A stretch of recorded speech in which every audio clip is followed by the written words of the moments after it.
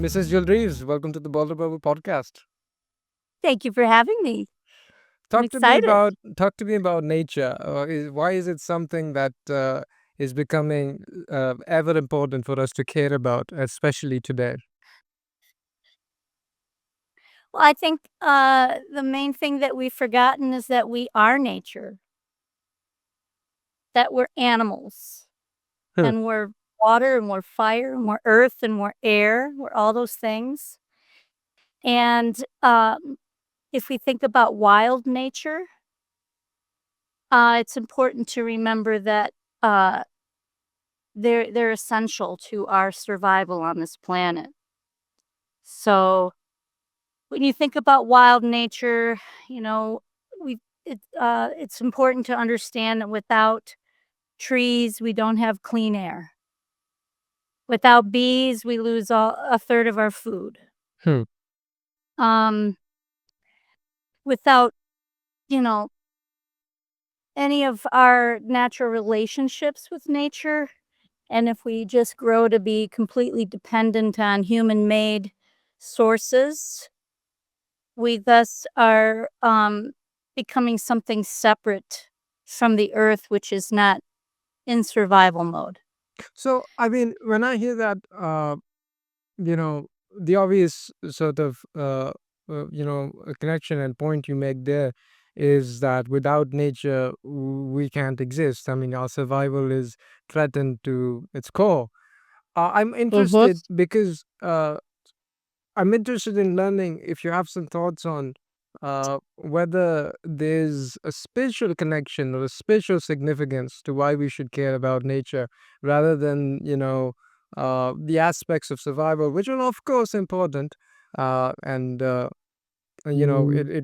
would threaten our existence. But on that, I mean, spiritually, what do you think we have here in nature that one can sort of connect with and invoke within him? Well, we have a saying at Wild Bear, and it goes, "The more we know, the less we fear, and the more we love and protect the earth."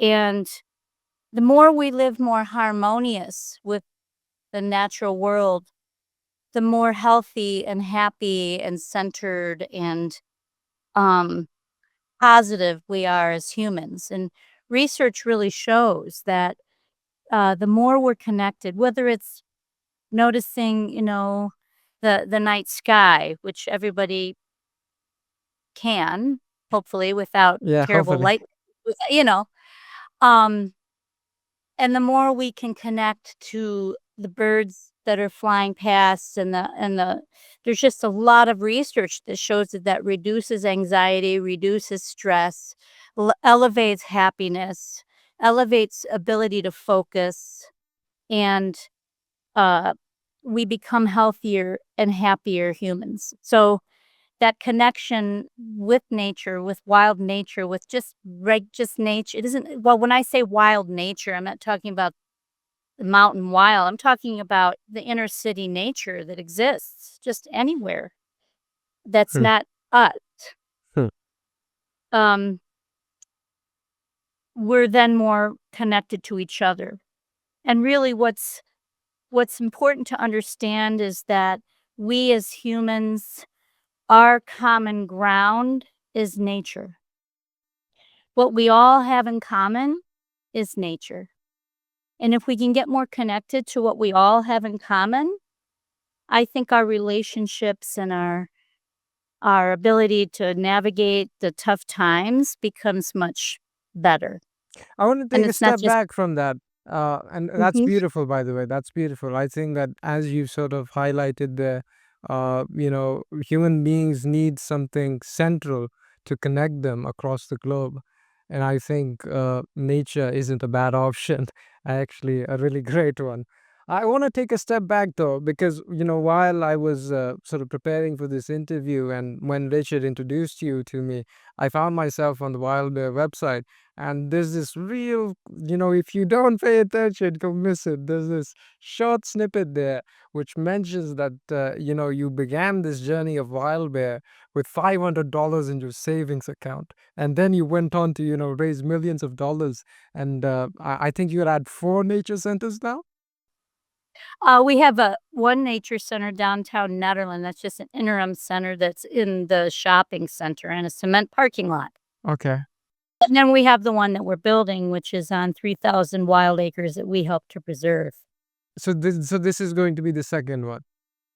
This will be the only one once it's Okay, open okay, okay, from gotcha. wild, although maybe there'll be more in the future. I think we need to get this one completed. Hopefully, hopefully. But I mean, talk me through that. I mean, how do you go from that point where you have $500? I mean, what are you thinking, first of all? I mean, what's going through your head? I mean, I also found, on your LinkedIn that you have this really rich history of public service in terms of education. You worked as I think, a public school teacher. So, I mean, talk me through that state when you made this decision that you're going to go do this. What sort of led up to that decision, and eventually, what was the journey of creating Wildbear as it is today? Well, it's really been a lifelong journey because I was fortunate to grow up in the mountains of northern Colorado where I was on my horse every day out in the forest. My 2 siblings and I went to a K-8 school, 32 kids in the school. I was the only one in my grade. I sound like I'm from the 1800s, but it was my parents moved from inner city Chicago and moved us, to this mountain area. It's quite incredible, and we were on a lot of wild land that I was able to, really explore, and I was allowed to explore from dawn to dusk, Hmm, and hmm, y'all were there was an entomologist that lived in the backyard, but, in the woods out there that she had an incredible, science lab in her trailer. Her little family lived there, and she was studying the insects of the back forest.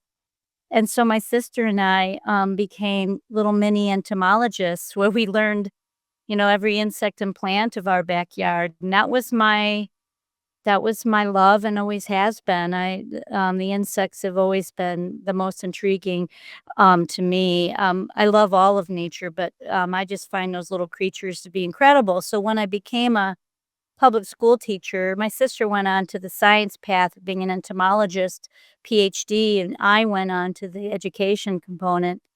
Um, and just because I really love working with children and adults and community, and so I taught, public school, and when I found myself in a public school that was surrounded by thousands and thousands of wild acres where we couldn't get our pinky toe out the side door, to go out in and study, I realized that that wasn't, for me, what I was best at, I just was craving, and I went to my principal at the time, who is a lovely she's a lovely person who has re-entered my life just recently after 30 years.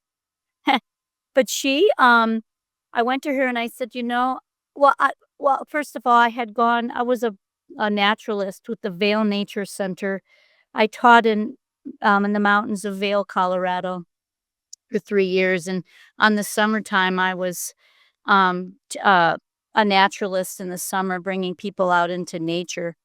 And when I taught up here in Netherland, I realized that's what I truly felt was education. Like I can teach reading and writing and math and science, but to me, integrating into who we are deep in our core. And I just innately knew that that was the best teaching and the best times that I ever had with children and with community. So I went to this principal and I said, "Hey, what do you think? I feel like Boulder County doesn't have a nature center. We have all this Indian Peak Wilderness and Rocky Mountain National Park, and all these amazing places that people can explore, and the park has, of course, their visitor center, which is an hour to the north.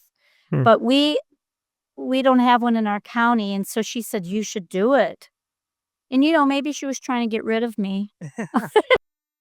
We'll never know. We'll never know. But that's when I launched in and just went, "Alright, Okay. I'm just gonna take $500," and I taught school during that time. I was a teacher, and I was launching this thing, and I didn't have a and children just yet, and I was married in town. I lived right in town, and I just did this little thing where I was immediately full with the children that could sustain this little thing that I was wanting to do, and, it was only summers, and I would teach during the school year and do the summer after-school program and all this stuff. It became quite popular, and then I had one of my parents say, "Hey, what do you really wanna do?" You know? So it became community driven really Hmm. early on, where Hmm. she was like, "Let me help you make that into something that's." So Judith, McCabe, helped me write the first grant and form the first board of directors, and we received an $18,000 grant, and I thought I'd won the lottery, and so I jumped off a cliff and started and left public school teaching. That's awesome. That's awesome. At that point of it being community driven, because in my time of being connected with the wonderful people of Boulder, I found that everyone there is just a bundle of joy and happiness. I can't wrap my head around that, especially as a Pakistani. I suppose, when you're talking of people in the context of my home country, Maslow's hierarchy of needs is quite an pertinent thing, and that sort of makes itself clear. But Boulder, what's going on? What is in your food? I need those recipes. That these people are just so special. Well, first, all the Pakistani people that I've met have been quite joyful, including you. And I Might guess I it's say? how you Might I say that you have quite a small sample? well, I understand what you're saying. There are some who might say that the definition of joy is being rooted in the most simple things. That we are in a time right now where it's become quite complicated and abstract, especially in the United States of America, I think, in many levels, not especially, but on many levels. We have the privilege to question all of this, right, and fight against it, and we have ability to actually make choices in our lives. And when you talk about the hierarchy of needs, food, water, and shelter are the most important parts. But one could argue that the simple joy of connecting with each other and in nature might be what we all have in common, right? And that we could think about ourselves as one on this planet should actually be one working together to preserve what is most important to our survival, which is protecting our fresh water, understanding our food comes from nature, and that we can all strive, for something more than what we each have. You see? I just I understand that hierarchy of needs, but there's also this need for us to simplify and get rooted in what is most important with each other and with the earth. Hmm. I hope that makes sense without, No, no, it you know, does. sou sounding It's because in Boulder, we're fortunate just hmm. in the sense I just see when you say that everyone in Boulder is joyful, I personally don't see that. I Just like suppose you don't s I suppose I have the small sample too. you have a small sample. And, yeah, there's a lot of definitions of joy and what joy how you Means achieve joy, yeah, yeah. right? So in Boulder, there's a lot of money Hmm. in Boulder, Hmm. and there's a lot of privilege in Boulder. Uh, and there's a lot of opportunity um, to achieve many things as long as you have money. Hmm. However, from my view, not everything costs money. It's that quote, are we g ho do we what happens when we don't have water, food, and shelter? Are we gonna eat our money? Well, maybe we should consider this very core value of joyfulness in the simplicity of nature and each other and building community and being kind. That is joy. While interacting with you, I found this really interesting thing on your email signature that I just wanted to bring in. Let me, read it so the audience can, be in the same context as us too. So at the end, I mean, you have this 4 line small paragraph which goes, I acknowledge that lived, work, and play on the traditional lands of the, please do correct me for my pronunciation, Hinono Teen, City, Sisastis, Lakota, Cutis, and other indigenous nations whose traditional keepers stewarded this environment for hundreds of generations. With this statement, I offer respect to the ancestors and their living descendants. What is that? Because I mean, I haven't heard of these indigenous tribes. Again, Oh my I'm gosh. yeah, yeah. I'm not familiar with the history, but I'm quite intrigued when I did read it, and so I thought it was something I would bring up. Can you tell us more about who this is talking about, and in what regard do you make this wonderful gesture out to them? Uh, it's really just the acknowledgement of those who came before us, you are an indigenous culture to Pakistan, right? Us, well, kind of in a way, because before the partition, India and Pakistan were just one country. So in a sense, you could say that, I suppose. If we go back further in our history, then yeah, I mean, we were people that came from other lands to this one.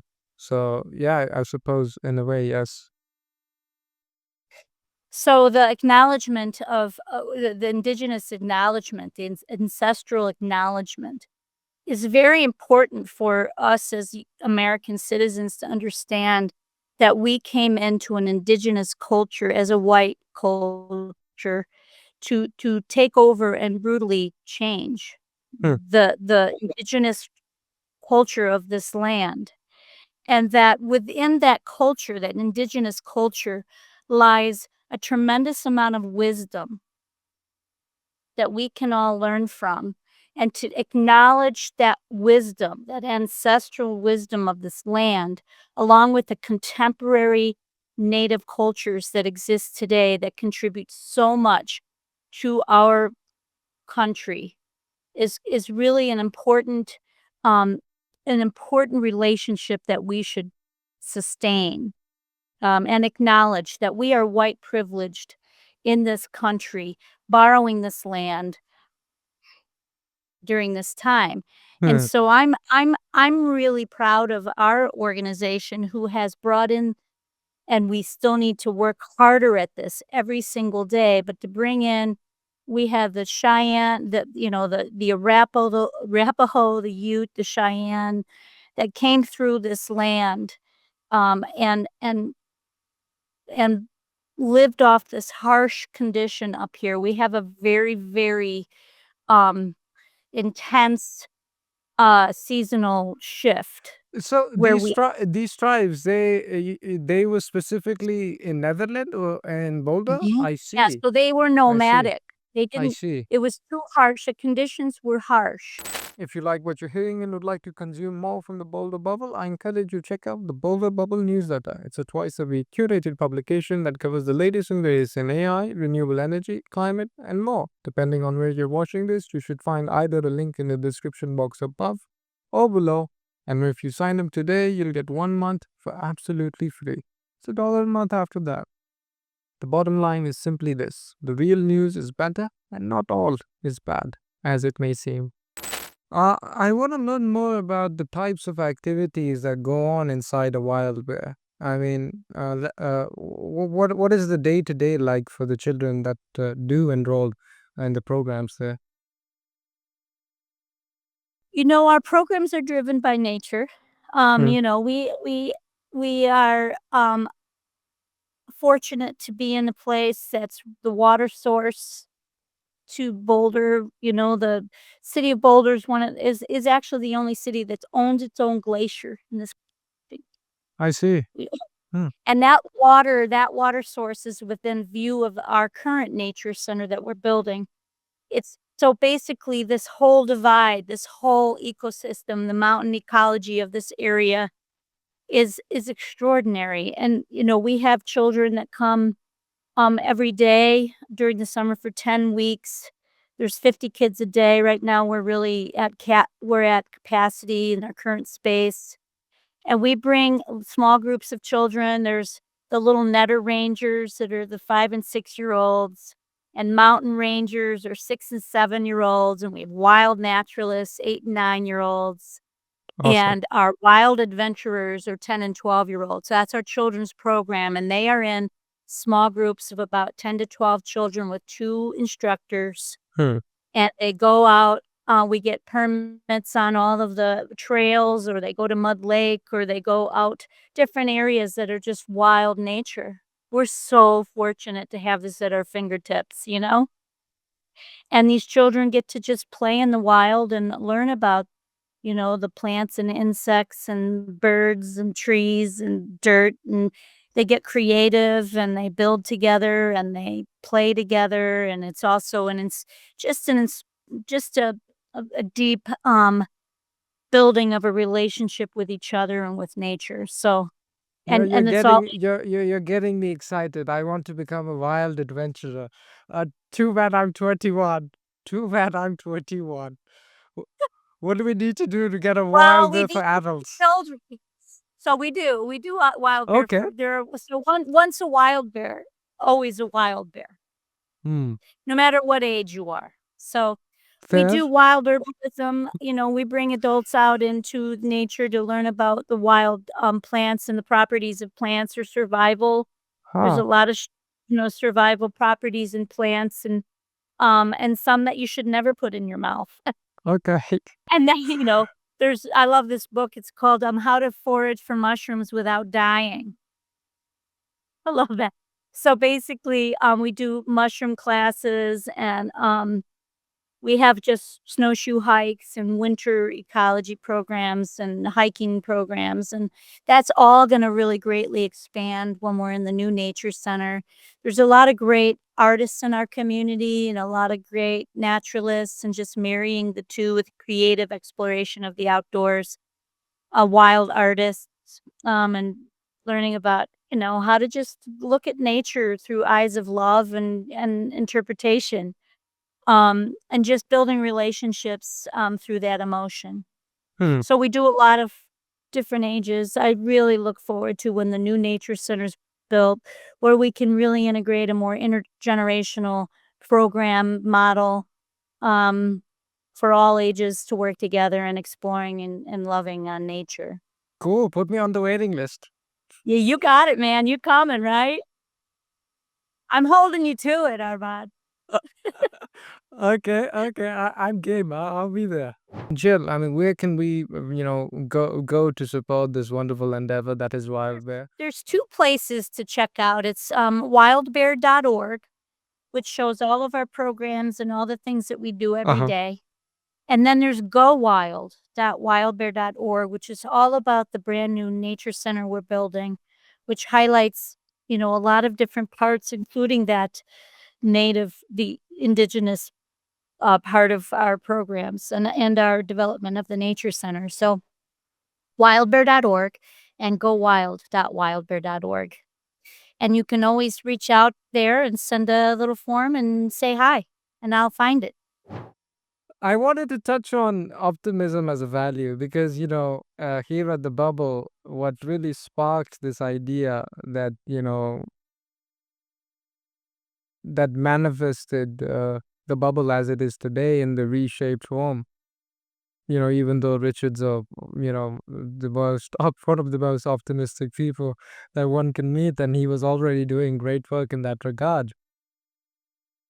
It's now based on this belief that nature is inherently good, and that if we just align ourselves with nature, that, also meaning in another sense that you're aligning yourself with the value of optimism and thinking through things optimistically and acting optimistically. I wanted to get your, 2 cents on that. What do you make of optimism, in your own view? What does it mean? Even today, because we've been working on this AI thing for some time now alongside Rich. It's called Optimism AI, and it's hopefully going to be out by the time this interview is out. And while we were making it, we took this. We did a sort of study on the past philosophers and what they thought of optimism, and you find all these different views. Aristotle's rational optimism, and then there's Aurelius, which gives a variation of that through his teachings and meditations and so on and so forth. So what do you make of optimism personally? I think in this time of electronic immersion and social media and lack of touching something real every day, I think we can easily move into a time when we're depressed and anxious, and which translates into negativity and destruction, right? And I think that in terms of my own, I easily can shift into that. I can easily shift into, and we all have to be balanced. There's one thing that we could do. We could focus in on one thing and not notice the other threads that pull us in different directions, right? So if we focus in on all that it's negative that is happening in our world, which there's plenty of, and we don't balance that with all that is beautiful, all that is positive, all that is optimistic in this world, we will be pulled into one direction and it'll become quite destructive, right? So for me, um, the research is very important to acknowledge that if we are not balancing our world in with being with something real. For example, in today's world, in this Western civilization, many people will get up in the morning, have their social media time, eat a little breakfast, walk down the stairs, go into the cement parking lot, get into their car, drive into a garage, get out, walk into a cement parking lot, go up to their office, maybe look out at nature, go down into the cafeteria within their building, get back in the car, go back into the garage, go into their home, and never really touch anything real. Because what I define as real is something that's not man made. Hmm. So personally, I think that that it's very important to acknowledge that we are nature. And if we don't continue to align ourselves with something that's real and in nature, we will become very negative, in deep despair. And it's really a source of violence. So optimism to me, optimism is that we balance our lives into not ignoring the stuff that's going on, but find yourself in peace and joy and centeredness in the simplicity and the beauty and the air and the sounds of nature. And even that can happen in the big city where we think there isn't nature. It's not true. There's nature everywhere. So it can be as simple as finding that park bench, finding that worm on the sidewalk, listening to that bird, and noticing something in the night sky. Hmm. That helps us all be more centered in joy and optimism. Wonderful. Wonderful. I wanted to ask, as a sort of closing question, whether there were any, uh, practical things that you might suggest to people that don't have their own wildlife, that they could, take to increase this connection with nature. You somewhat answered that already. I personally like to stargaze too. But, if there's anything that you want to add to that, the floor is yours, please. Well, I we are very fortunate to live in wild nature, and I acknowledge that. Uh, but I've traveled all through the world, all over the world, and I know, even in Kathmandu, where I traveled and with my friend Rasham from Nepal. Nature is everywhere, and even to just find, the apples at the market and to cut the apple seeds and to germinate those with your child and to watch that miracle that occurs, that every seed has a plant inside it and it's gonna sprout and, what conditions can we provide to make it thrive? And it's a metaphor of us, right? It's just a Hmm. metaphor of each of us. Hmm. Is we each can find our own leaf, our own leaf rubbing that gets created, that a journaling and noticing the details of nature that, just taking 15 minutes a day, just a brief amount of time to be alone in nature or to be with a child in nature or to be with your partner or your dog or your cat, anything. Just go and sit and breathe and just feel it. Just for 15, 10 minutes, 5, anything every day. You'll notice a major difference in your life for looking at joy and optimism of the future. And just imagine if everyone did that. And we weren't so obsessed with the social media content, the social media interaction, the fake part of things, where then we start questioning, am I a good person? Am I the best I can be? Is that all that all that just breaks us down into a Hmm. negative spirit that if we can realize that we are one on this planet, riding through nature through the space together on this big spaceship. And we all have that in common. It's the common ground that we Yeah. must all find. This is Jill Dreves. Thank you so much for coming on. It was a wonderful, wonderful session. Thank you for having me. I enjoyed it very much. Go Thank you. outside, be wild. All right. Let's go be wild then. Just go be Take care. wild. Bye bye. Nice.